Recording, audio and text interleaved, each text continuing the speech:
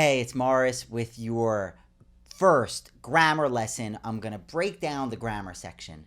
I'm going to show you exactly how to approach it, how to increase your score. Like I said in the overview video, I think that grammar is the easiest section to improve. It's that simple, okay? I think that it's really easy. I think with the right attention and focus, you could bump your score 50 to 100 points on grammar alone. I'm going to break down the overview today. Obviously, we'll continue to dive in future lessons, but buckle up. This is the most important grammar lesson of your life. Let's do it. So, 7 tips to increase your grammar score. Let's look at them. This is the grammar section. It looks like reading comprehension, except instead of the questions coming at the end, they are integrated throughout. So 23, you know the section. You've done it. I'm going to show you everything that you need to know. Number 1, read as you go. Don't just jump right to the questions. Read as you go. A lot of students, they're just like, 23. And they just want to jump there. 24, just jump there. 25. And I get that. And maybe there's a more sophisticated version of that strategy. But for now, what you need to understand is that almost 30% of the reading section, okay, almost 30% is comprehension questions. So you have to read. It's easy. It's not as hard as reading to read. So it makes sense to read it. I think it's worthwhile. You're going to want to do it. You're going to want to read as you go, then get to the question, then do the question, okay? If you're having a major time issue or something, we could talk, okay? But for now, that's my opening on that, okay? Know the grammar rules. This is the key. The way that most people do grammar, I'm about to let you in on a secret, and this is how you do it, okay, is you read through it, and you just pick what sounds good, right? Just pick what sounds good to you. Now, that's not horrible. If you do it that way, you're going to get some of the questions right, and we could look at your score report, and we'll see how many questions you get right doing it that way, right? But if you want to grow, it's going to take some change. It's going to take some prescribed effort. I'm learning tennis now, so you might hear all about tennis in all these videos. I might as well make a tennis course. But you have the way that you want to play. You start that way. All right, it's good. It gets you to a certain point. But if you want to get to the next level, you're not going to figure out how to do the right form unless someone shows you the right form. And that's the same thing here, okay? So it's about learning a technique and applying that technique. And in this case, it's about learning the grammar rules, okay?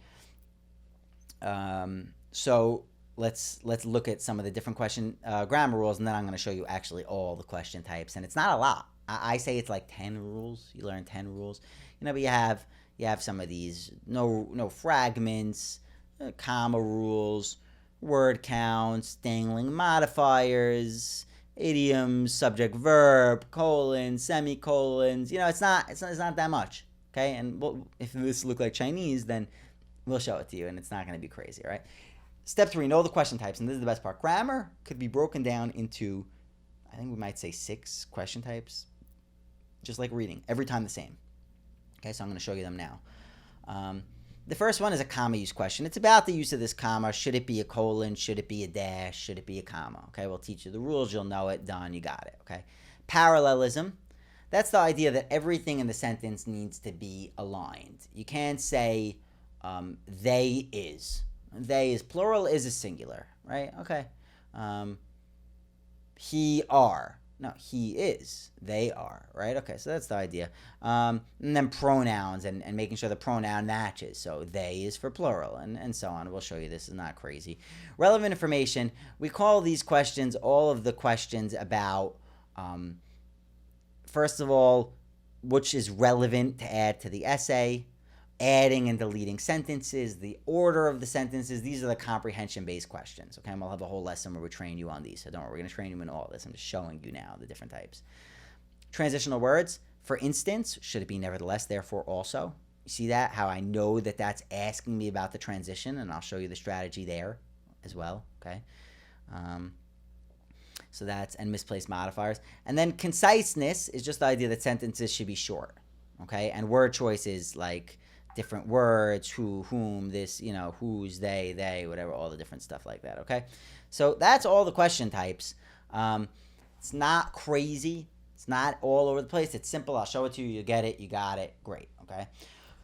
Next, know your timing. ACT, you got 45 minutes for 75 questions. SAT, 35 for 44 questions. got to keep track of where you're at in time. You might want to have the watch. I'll show you the video on the stopwatch that's allowed for the SAT. Okay, but that's the general gist there. Okay, don't be afraid of the no change choice. That's key. It's 25% of the answers, so it's just it's equally likely to be the answer. I know I didn't. No change. What do you mean no change? There's no answer. Yeah, it's just the one that's in the choice. It's not that they're not changing anything. You still have to know. It's it's the same thing. Okay, learn from your mistakes. Very, very important. Take the test, review them. What rule didn't I know? What rule do I need to know? Learn the rule, fix it, get more questions right. This is how it works. It's not crazy. Keep it concise. This is a key trick. Okay.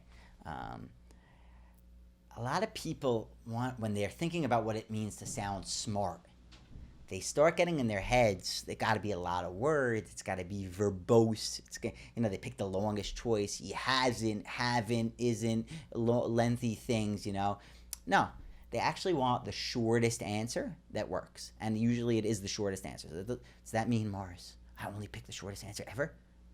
No, it doesn't mean that. Use your head. But what it does mean is, if deciding between two choices and one shorter, short.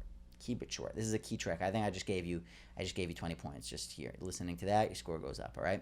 So keep it concise. So what I'm going to do now is pause the video. I'm going to have you go through and identify a bunch of question types. So you're going to flag them and say what question type they are. That's going to get you to think analytically, categorically.